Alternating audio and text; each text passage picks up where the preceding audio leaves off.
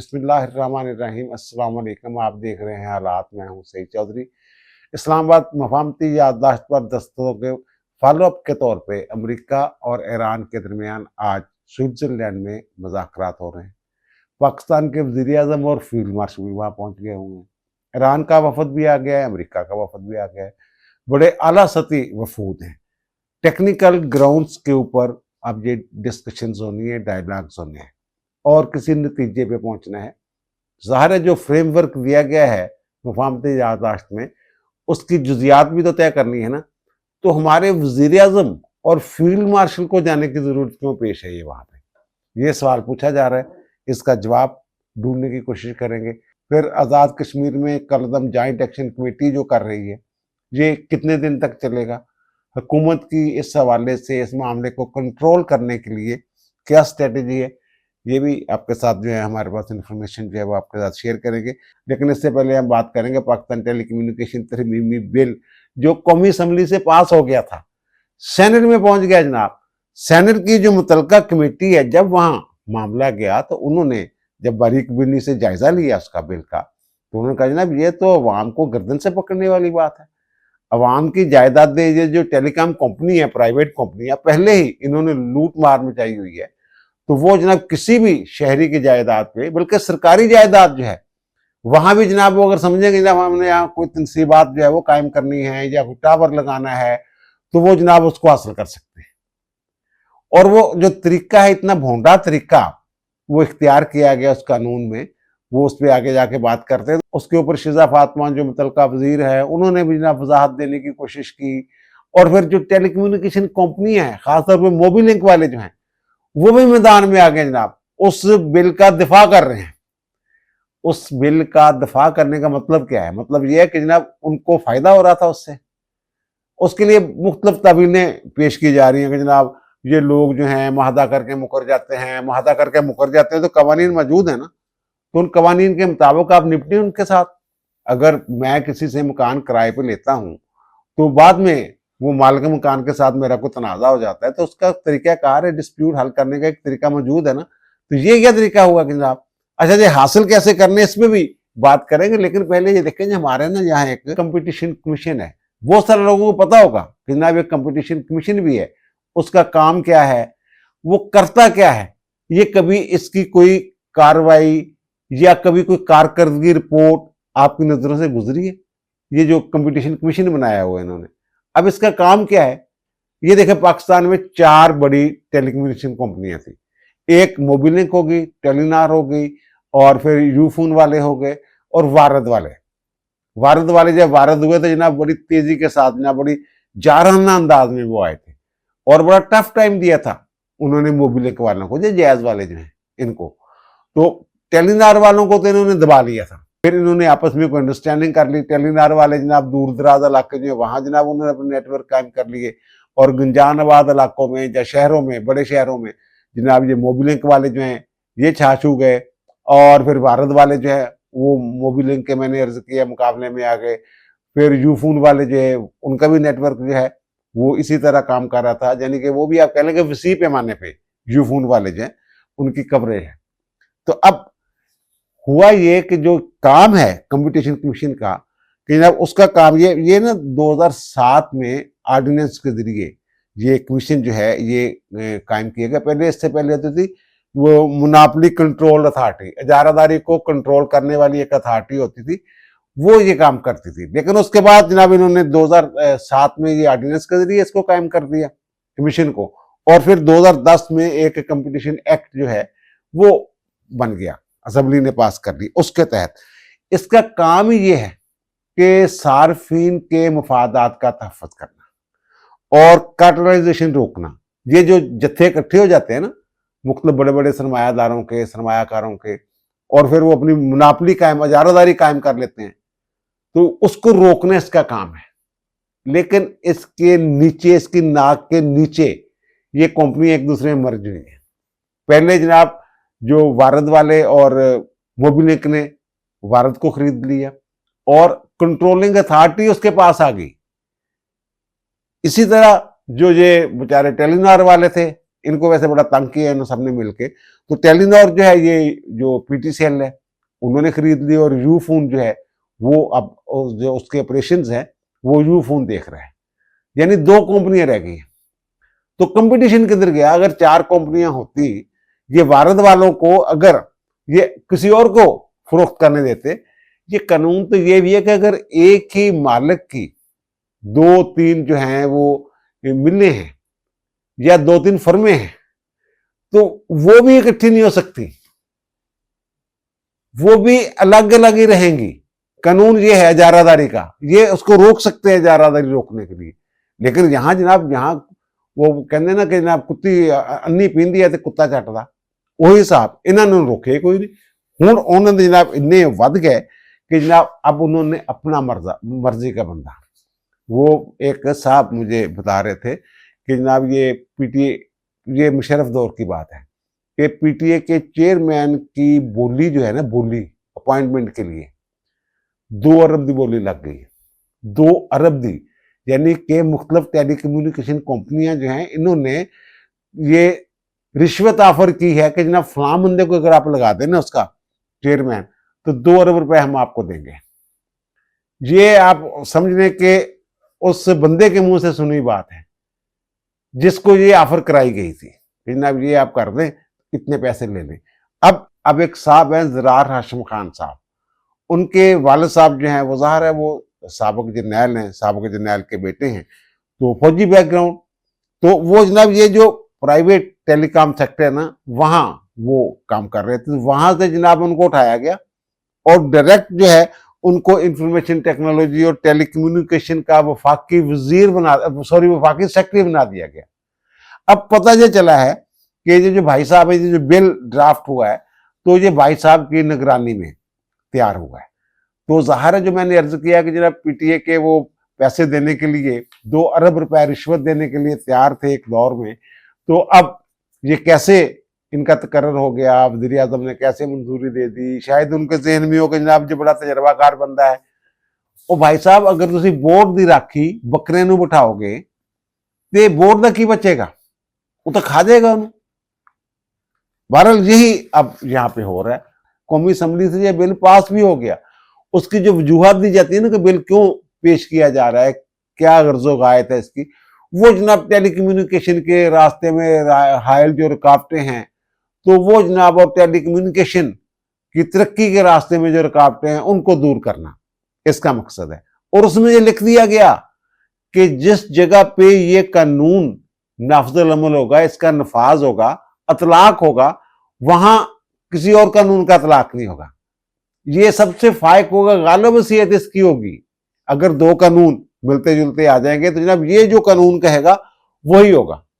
अब वहां से जनाब बिल जो है ये पास हो गया, और जब गया है सेनेट में, तो सेनेट की जो आईटी की कायमा कमेटी है, तो वहां जब गया तो वहां जनाब वो पीपल्स पार्टी की पुलिशा खान थी, और सेनेटर थी सादिया अब्बासी, और फिर इवन ये कि मुस्लिम लीग नून के जो सेनेटर हैं अफनान साहब, वो भी जनाब वहां उन्होंने ये कही ये क्या है यार। अच्छा, ये इनके जो है ना, अब मैं क्या कहूँ, हमारे दोस्त ही हैं, वो कह रहे नहीं नहीं ऐसी बात ही कोई नहीं, विलाग हो रहे हैं इसके ऊपर, प्रोग्राम हो रहे हैं ट्विटर के ऊपर, जनाब वो इसका दफा कर रहे हैं। यार जब मोबी लिंक वाले उसका दफा करने आ गया है, तो इससे आप अंदाजा लगा लें कि ये टेलीकम्युनिकेशन कंपनी है इनके किस हद तक उनको इख्तियार देता होगा। इससे अंदाजा लगा लें कि उसको इतनी तकलीफ हुई है, इसके ऊपर जो तनकीद हो रही है। तो बहरहाल वो हमारे दोस्तों के लिए नहीं, वो ऐसी बात ही कोई नहीं है। वो भाई मेरे बिल तो पढ़ लेना।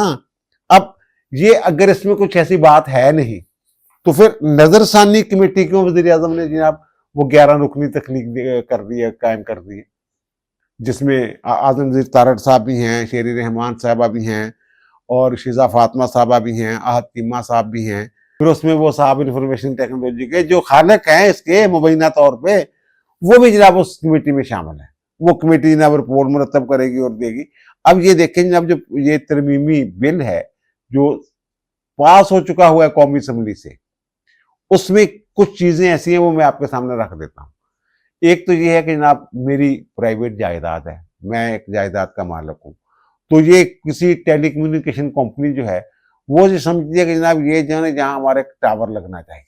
अब जो टेलीकम्युनिकेशन तरमीमी बिल है उसकी एक दफा है 27A, वो ये कहती है कि जनाब जो टेलीकम्युनिकेशन कंपनी है ना उनको ये इख्तियार होगा कि वो किसी भी सरकारी या प्राइवेट जगह को है वो अपने काम के लिए इस्तेमाल कर सकती है, टावर लगाने के लिए, तनसीबात के लिए, या फिर वहां से कोई फाइबर बिछानी है, जो भी करना है वो इस्तेमाल कर सकते हैं। अच्छा, किराया देंगे। आगे जाके बिल में ये भी वजाहत कर दी गई है कि जनाब जो प्राइवेट प्रॉपर्टी हम कह रहे हैं उससे मुराद आम शहरियों की जमीन, यानी मेरी और आपकी जो जमीन है वो। अच्छा, अब तरीकाकार क्या होगा लेने का? अब जो सेक्शन 27 है ना, इसका एक जैली सेक्शन है 3, उसके तहत तरीकाकार दिया गया कि जनाब कैसे कोई टेलीकम्युनिकेशन कंपनी जो है ये किसी शख्स से जो है वो जायदाद जो है वो हासिल करेगी।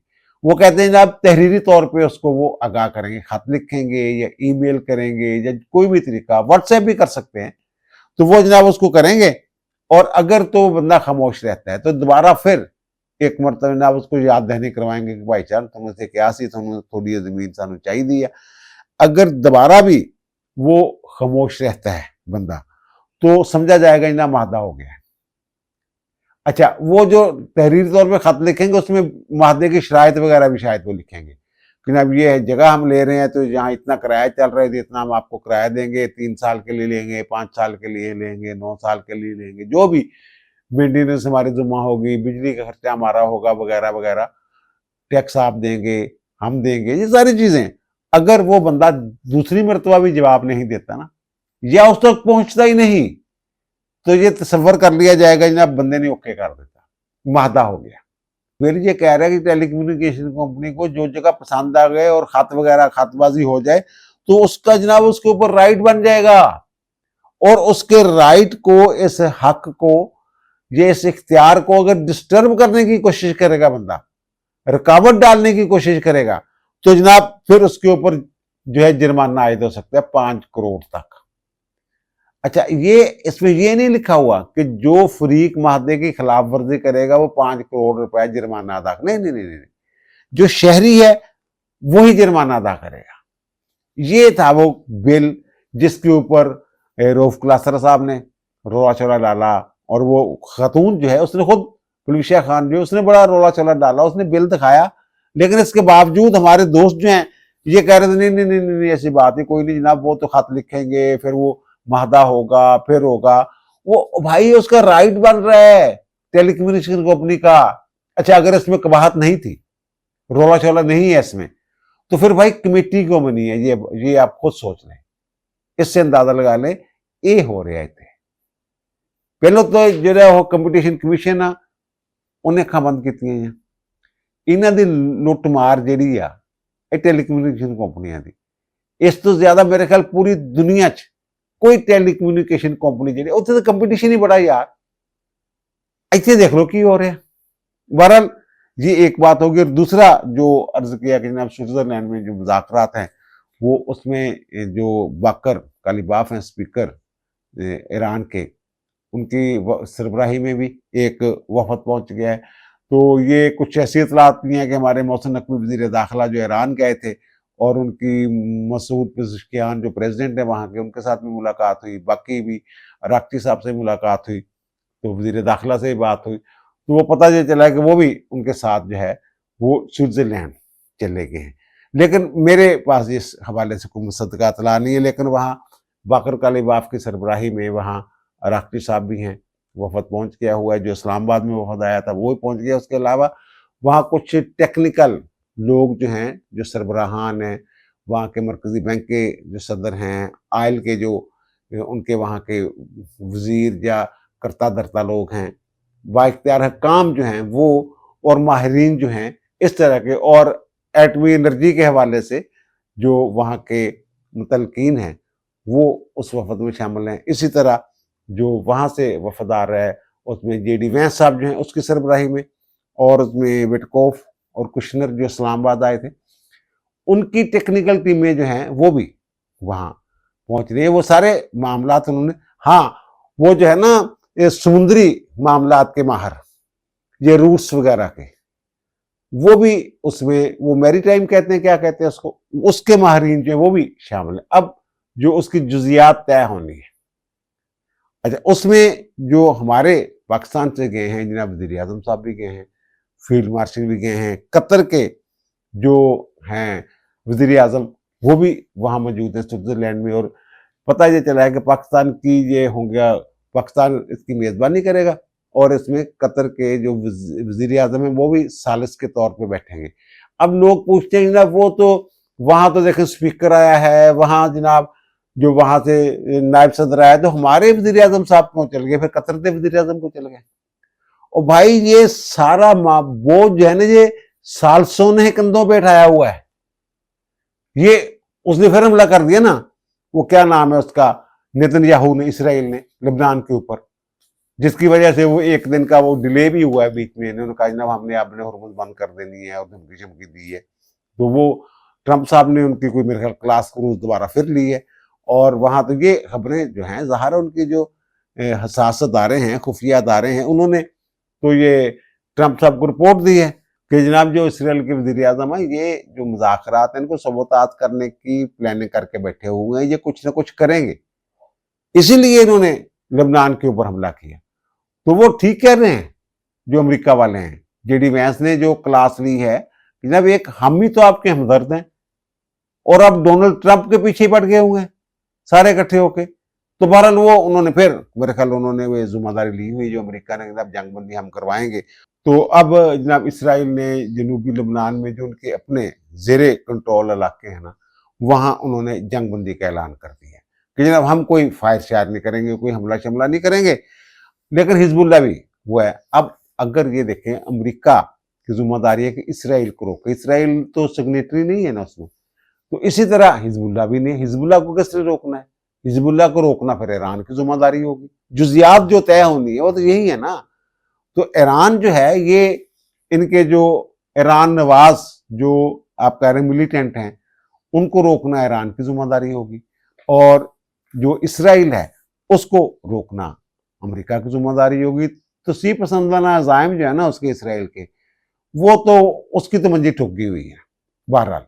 लेकिन दूसरी तरफ जो ये ईरान की ये ज़ाहिर ईरान की कोशिश, कहते हैं प्रॉक्सीज, जो भी उसको नाम देते हैं, एक ताकत ही थी ना, लेकिन ताकत क्या है वो कमज़ोर करके रखा उन्होंने यार। ईरान की जो के ऊपर जो पाबंदियां लगी हुई थी, उसकी बड़ी वजह यही लोग थे। उधर कभी हौसियों के साथ जनाब ये पिंगे बढ़ा रहा है, कभी जनाब जाए हिजबुल्ला वाले, फिर हमास वालों को जनाब कह दिया 2023 में कि जनाब आप चढ़ाई कर दें। उनके पास वो उस तरह का असला ही नहीं था, और तबाही पूरी जो है, 80-90 हज़ार लोग, बच्चे, खवातीन वो वहाँ शहीद हुए हैं। सारा मलगिया मेट कर दिया उसने गजा के इलाके को, उसकी मैं बात कर रहा हूँ। तो बहरहाल, तो अब जो ट्रंप साहब है ना, जो खबरें हैं, ये इसराइल का मीडिया कह रहे हैं कि ट्रंप साहब जो हैं वो चाहते हैं कि वो नेतन्याहू को आइंदा जो है वो इसराइल का वज़ीर आज़म नहीं देखना चाहते। और इस हवाले से उन्होंने कहा जनाब उन्होंने खुफिया तौर पे अब अमरीकी काम होंगे डायरेक्ट, शायद वो ट्रंप ने ना वो किया हो राब्ता शाब्ता। वो कहते हैं कि वहाँ जो इनके मुखालफ धड़े हैं ना, जो सियासी जमातें मुखालफ नेतन्याहू की मुखालफ जमातें हैं, उनके जो अपोजिशन वाले जो रहनुमा हैं उनके साथ ये राब्ते शाब्ते किए हैं। और आइंदा इलेक्शन के हवाले से उन्होंने कहा जनाब असी नेतन्याहू जो ना, असी भी चाहते हैं कि नेतन्याहू ना जिते, तो तुसी आ जाओ आकर जनाब जो महदा होया ਉਹਦੀ पासदारी करना तुसी। तो ये इसराइली मीडिया ये खबर चला रहे। और इलेक्शन वहाँ मेरे ख्याल अक्टूबर में, 27 अक्टूबर को वहाँ इसी साल वो इलेक्शन जो है वो शेड्यूल है, ऐलान पहले हो चुका हुआ है कि 27 अक्टूबर को होंगे। लेकिन जनाब ये जो नेतन्याहू साहब हैं, ये चाहते हैं कि जनाब ये असम्बली जो है मैं ज़रा जल्दी तहलील कर दूँ और इलेक्शन जो है वो ज़रा कबल वक्त हो जाए। वो चाहते शायद सितंबर में, एक आध माह का फ़र्क वो समझते हैं कि ना मैं इस वक्त बड़ा पॉपुलर हूँ। मैं वो कह रहा ना कि मैं इसराइलियों को मैंने बड़ा बचाया जनाब, बड़ा धोता मैं ईरान नू, और देखो जनाब मैं वो हिजबुल्ला का खात्मा कर दिया, गजा में देखे क्या कर दिया। वहां भी कल्ट फॉलोअर तो वहां भी हैं। लेकिन ट्रंप साहब ये कह रहे हैं कि नहीं भाई, हुन नहीं, नेतन्याहू पहले भी मखलूत हुकूमत ही है इसकी यार, पहले कौन सा इसकी जमात जो है इसके पास वो सादा अक्सरियत भी नहीं है इसके पास। तो बहरहाल अब जो उम्मीद बंदी है वो यही है कि जनाब जो हमारे वज़ीर आज़म, हमारे फील्ड मार्शल और कतर के वज़ीर आज़म, ये अगर कहीं कोई ज़ाहिर है रुकावटें भी आनी हैं गुफ्तगू के दौरान, और ईरानियों के बारे में है कि जनाब बड़े अच्छे वो मुज़ाकरातकार हैं, और अमरीकी जो हैं वो भी अपनी ताकत के ज़ोम में, अगरचे यहाँ जो माहदा हुआ है ये फातेह और मफ्तू वाला माहदा नहीं है, ये आप देख लें, माजी में देख लें, वो पहले भी शायद मैंने अर्ज किया था, जो यहाँ जो माहदा हुआ है फरात में, वर्साए में, तो वहाँ जब पहली जंग अज़ीम में ये माहदा हुआ था ना जंग बंदी का, तो वहाँ एक शीशे का कमरा बनाया गया था, और जो वफद आया था ना जर्मनी का वफद, तो उसको जनाब लोगों ने पत्थर मारे थे, गालियां दी थी, और कमरे में बड़ी तज़हीक और तजलील के साथ कैदियों की तरह उनको लाया गया था, और दस्तखत हुए थे इसके ऊपर। और इसी तरह जब दूसरी जंग अज़ीम में ये यहाँ जापान वालों के साथ जंगबंदी का मादा हुआ है, उनका एक मेरे ख्याल जहाज था SS मेजोरी उसका नाम था, तो उसके ऊपर साइन हुए थे, तो वहां से जापान वाले भी बेचारे इसी तरह गए थे, और वहां जो उनके थे जनरल डगलस मार्क आर्थर, वो उन्होंने साइन किए थे, और साथ एक एडमिरल था, तो उन्होंने एक ने सोने का नकरई पेन सोने के साथ साइन किए थे, सोने की स्याही गोल्डन, और एक ने चांदी के साथ। लेकिन वो जो थे जापानी, उनको कहा गया था जनाब आप काली रोशनाई से लिखे, स्याही दे नाल दस्तखत करने हैं तुसी। ये होता है फातेह और मफ्तू का फर्क। यहां तो बराबरी की बुनियाद पे दस्तखत हुए, इससे आप अंदाजा लगा लें कि ईरान मुफ्तू नहीं है। बहरहाल अब उम्मीद है कि जनाब ये जो एक दो दौर होंगे, और मेरा ख्याल है कि जो गए हैं ना हमारे वज़ीर आज़म और फील्ड मार्शल और कतर के भी वज़ीर आज़म आए हैं, तो ये इसीलिए गए हैं कि जनाब ये लंबा ना काम हो। और ट्रंप साहब, मैंने पिछले भी लाख में अर्ज किया था, ट्रंप साहब ने बड़ी काली पी हुई थी, अब मुझे खबर भी आ गई है ट्रंप ने वहां जनाब मैक्रोन से कहा कि मैं आज साइन कर दूंगा, और फिर जनाब वहां वक्ता पड़ गया कि जनाब साइन करेंगे तो ज़ाहिर है फिर वो प्रिंटर जो है साइन करने के बाद ये इन्होंने पेज़ेश्कियान को भेजना था, तय हो गया था इनका। फिर अच्छा अब कह रहे हैं जनाब देखें जो ट्रंप दिखा रहा है उसके ऊपर साइन ही नहीं। ओ भाई मेरे, ट्रंप ने सबसे पहले साइन किए, फिर पेज़ेश्कियान को किए, फिर उन्होंने किए, फिर उन्होंने मोहर नीचे बनी हुई ना वज़ीर आज़म की, पाकिस्तान वाले की। और भाई मेरे अब तो पूरा माहदा सामने आ गया है। चिपड़कनातियां मैं तुम दस चिपड़कनातियां ने लभदे रहना कुछ ना कुछ। तो वो भाई मेरे, वो पेज़ेश्कियान वाला जो है, उसके बाद जो हमारे वज़ीर आज़म मोहर बनी हुई है, फिर वज़ीर आज़म ने जो पाकिस्तान ने साइन किए सारे साइन नजर आ गए होते थे। तो अब ये जो अगर कोई हैंकी फेंकी होगी थोड़ी बहुत, कोई रोला पा गया, कहते 1.5 लाख आ गया, मेरे ख्याल तरला छल्ला मारने के चलो यार अगे चलो, इन छो अगले ते कर ली ने, पहले उन्होंने तो फाइनल कर ली ना, फिर कर लेंगे, कोई गल नहीं। इस तरह का। बाकी ट्रंप साहब जो है, उन्होंने वो जो इटली की वज़ीर आज़म है उनके पीछे चढ़ाई कर दी हुई है जनाब। तो पहले उन्होंने जनाब एक ट्वीट किया कि जनाब जो खतून है वो मेरे तरले मार दे रही है जनाब, मेरे ना तस्वीर बना ला। ते अच्छा गल्लां आप कर रहे थे, मिस्र च भी बड़ियां मिठियां मिठियां गल्लां कर रहे, सारे बाबे लगे हुए थे उन्होंने घेर के खड़े थे बारी बारी। दोबारा वहां जनाब ये जो G7 वाले में, तो उसने क्या, उन्हें क्या यार मैं लानत पौनी है तेना तस्वीर बनाने दे, ये वो उस टाइप जो पंजाबी जो तर्जमा करिए दोनों एक दूसरे ना। अब जनाब इन्होंने एक और ट्वीट करका दिया है उनका जनाब, वो जो तालिबी वज़ीर आज़म है ना इटली की, वो मेलोनी, वो जनाब मौजू में बार बार कहती सी तस्वीर बना, वजह यदी कि जनाब वो जी मकबूलीयत है ना वो बड़ी खराब हो गई हुई है, क्योंकि उन्हें साढ़े नाल जी ना ये चंगी नहीं की। असी तो बड़ा प्यार करते हैं इटली के नाल, इटली में जनाब असी हमेशा बचाने की कोशिश की, दफा किया। असी नेटो के दीगर ममालक जोड़े उन्होंने भी जनाब दफा से सालाना सैकड़ों बिलियन अरबां डॉलर असी ला दें, लेकिन ये ईरान वाले मामले तो सारे जोड़े सी नस नुस गए। तो ईवन एक जी खतून है, इन्हें सानू रनवे भी इस्तेमाल करने की इजाजत नहीं दी। तो हूँ ये चाहती है कि जनाब हूँ जो असी फतह कर लिया ईरान बकौल वो शिकस्त देती है, तो हूँ ये दोबारा दोस्त बनना चाहती है। लेकिन नहीं, थैंक यू। ट्रंप साहब कह रहे मैं फिर कहता कि तू मेरी मकबूलियत छड़, अपनी मकबूलियत देख के मैं जनाजा निकलिया पाया, एडा तो आया सुपर पावर का सदर। ये सारा मामला वहां पे बहरहाल हुआ है। तो बहरहाल अच्छे की उम्मीद मैं रख रहा हूँ कि जब गए हैं एडे शमशवा ਦੇ ਨਾਲ ਤੇ ਜ਼ਾਹਰ ਹੈ ਕਿ ਹੈਵੀ ਵੇਟ ਬੰਦੇ ਚਾਹੀਦੇ ਸੀ। ਇਸੇ ਵਾਸਤੇ ਇਹਨਾਂ ਦਾ ਜਾਣਾ ਜਿਹੜਾ ਸੀ ਇਹ ਬਣਦਾ ਸੀ, ਜ਼ਰੂਰੀ ਸੀ। ये पता लग गया कि जनाब कोई रुकावट ना आवे। अब मुख्तसर में आज़ाद कश्मीर के हवाले से बता दूं, जो कलदम जॉइंट एक्शन कमेटी है ना, वो भागने के चक्करों में पड़ी हुई है।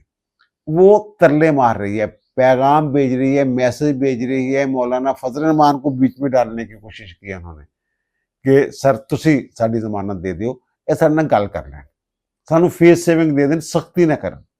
अब उन्होंने तो इनके खिलाफ जनाब जो है रियासत में या फौज में इनकलाब बर्पा करवाने के लिए जो उन्होंने गुफ्तगू फरमाई है उनके लीडरों ने, उनके खिलाफ मुकदमे दर्ज होने शुरू हो गए। और फिर शेड्यूल 4 जो है, चौथा शेड्यूल जो है एटीए का, तो उसमें उनके नाम जो हैं वो लिस्टें बन गई हैं, नाम आ गए हैं। तो अब उससे होगा क्या, उनके जनाब जो तो सरकारी मुलाजिम, बहुत सारे सरकारी मुलाजिम भी जो है उनको भी ये जो है ना कौम परस्ती का बुखार चढ़ा हुआ था। वहां के जनाब ये एक तस्वीर हम आपको दिखा रहे हैं जनाब, ये मंजूर हुसैन गिलानी साहब हैं। ये जनाब जो महाजर कश्मीरी है ना, उनके कोटे के ऊपर ये कश्मीर हाई कोर्ट के जज बने थे। बाद में जनाब ये सुप्रीम कोर्ट के चीफ जस्टिस भी बन गए थे ये साहब जो है। लेकिन अब ये कह रहे हैं महाजरीन की सीटें खत्म होनी चाहिए। और खुदा दा खौफ करो भाईजान, तुसी कितने तुरे फिरते, आप मौजा कीतियां। बाकी उन्हें कहते जनाब उन्होंने यार मैं ते तफसीर दे नाल भी ला कर चुके हैं कि यार मुमकिन ही नहीं है कि मकबूजा कश्मीर वाले जिहड़े ने, जिहड़े महाजरीन ने, जिहड़े इत्थे पाकिस्तान च आए ने, उन्हां दी नुमाइंदगी खत्म कर दी जाए। ये अकवाम मुत्तहिदा दी करारदादां दे नाल भी मुताबकत नहीं रखती ये गल। बहरहाल एक अच्छा दूसरा वो जो मैंने कहा ना कि जनाब वो उनके जो अगर वो 4th शेड्यूल में शामिल हो जाते हैं तो फिर जनाब उनके पासपोर्ट जो हैं वो भी जो है ब्लॉक हो जाएंगे, उनके शनाख्ती कार्ड भी ब्लॉक हो जाएंगे, उनके बैंक अकाउंट भी ब्लॉक हो जाएंगे, उनकी पेंशन भी रुक जाएगी। तो जब तक फैसला नहीं होता, ये मफरूर रहते हैं, तो फिर तो सारा कुछ ब्लॉक ही हो रहा है ना। और दूसरे वहां कोई जनाब एडिशनल आईजी हैं साहब सरदार फहीम साहब, तो उन्होंने भी कुछ एक्शन कमेटी में शामिल होकर कुछ अपनी तरफ से दिखाने की कोशिश की, पुलिस अफसर साहब। अब पता ये चला कि ना उनका सॉफ्टवेयर जो है वो खुदकार तरीके से जो हो गया। जब तो समझ आ गया ना भाई यार तो मेरी पेंशन रुक जानी, सारा कुछ है ना मरात मरूद ये गड़बड़ होगी, तो वो आप वो पैगाम भेज रहे हैं, तरले मार रहे हैं कि जब मैं भी ला तनकीद आज़ार कर देना। वैसे तो वहां मुबीवतन लोग भी जिनको समझ आ गई यार ये तो इंतशारी है, जैसे ये राजा अमजद एडवोकेट है, इन्होंने तो ऐलान ला तलकी कर दिए। मुझे तो अंदाजा ही नहीं था ये नई नस्ल का जो है दिमाग खराब कर रहा है, लड़वा रहा है इनको। और ये इनके साथ पता क्या होना है, अब पता नहीं वो लफ्ज इस्तेमाल करने चाहिए या नहीं चाहिए। तो वो तहरीक लब्बैक वाले जो थे वो छोटी ताकत थे यार, ये तो कुछ भी नहीं उनके मुकाबले में। इनके अंदर तो वो जज्बा ही नहीं है जो उनके अंदर था। कभी सुना है नाम उनका? कभी किसी बंदे ने, ये जो तहरीक लब्बैक वाले हैं, इनमें से किसी रहनुमा का कोई बयान आया हो, कोई मुजाहरा हुआ हो, कोई एहतजाज हुआ हो, सब खामोशी। तो वहां भी जो इनको समझ आ रही है, ये जो कमेटी वाले हैं, कि भाई यार होना साडे नाल भी ही। और यार ਜਿਹੜੇ फौज ਦੇ ਵਿੱਚ ਇਹ इंतशार फैलाने की गल की इन्हों ने, ਜਿਹੜਾ परचा दर्ज होया, ਉਹ ਇਹਨਾਂ ਨੂੰ पाकिस्तानियों का पता ही नहीं है, अंदाजा ही नहीं है उत्थे है कि वहां एक पूरी फोर्स है, मुजाहिद फोर्स, पूरी रेजिमेंट है, और उसके 3 दर्जन यूनिट्स हैं। वो सारे के सारे वह कश्मीर में रहते हैं, वो बाहर नहीं आते, वो सारे के सारे कश्मीरी हैं। 44,000 पाकिस्तान की जो फौज है उसमें कश्मीरी अफसर और जवान है। 44,000 से ज्यादा। आबादी कितनी है उसकी? 40 लाख, 40.5 लाख। और 40.5 लाख से 22 लाख जो है वो पाकिस्तान में रहते हैं। ये अंदाजा लगा लें आप, ये जिनको महाजर कहते हैं वो वाले। बहरहाल ये मैं फिर एक मरतबा कह रहा हूं कि ये जो है ना, ये इन्हों का भुलेखा तो वैसे निकल गया होया। एक अंदरों लोग उन्होंने पै गए ने यार, तुसी देखना कि इलेक्शन भी पोस्टपोन नहीं होने इन्हें दी हरकतों के नाल। और फिर वैसे भी वो उनके जो करतूत है वो भी सामने आना शुरू हो गया। वो आपने देखी होगी, अब मैं उसकी क्या तफसील आपके सामने रखूँ। बस एक फिक्रा में उसका आपको सुनवा दूंगा। वो जो इनके शौकत मीर साहब है, वो बड़ी वध की गल्ला करवा जेदी गिरफ्तारी ते 1 करोड़ कीमत भी कर रहा। ओदी वीडियो एक पुरानी जेडी ऑडियो सॉरी वो आई है, तो मतलब क्लिप सुना देना। न जान न पहचान तो उसके साथ तू उठ के तुम मुँह काला कर रहा है। न जान न पहचान तो उसके साथ उसके मुँह काला कर। क्यों नहीं जान पहचान? अब दीजिए मुझे इजाजत, इनका दोबारा मुलाकात होगी नए व्लॉग के साथ। अल्लाह ताला आप पर, मुझ पर, हम सब पर मेहरबान रहे। अल्लाह हाफिज।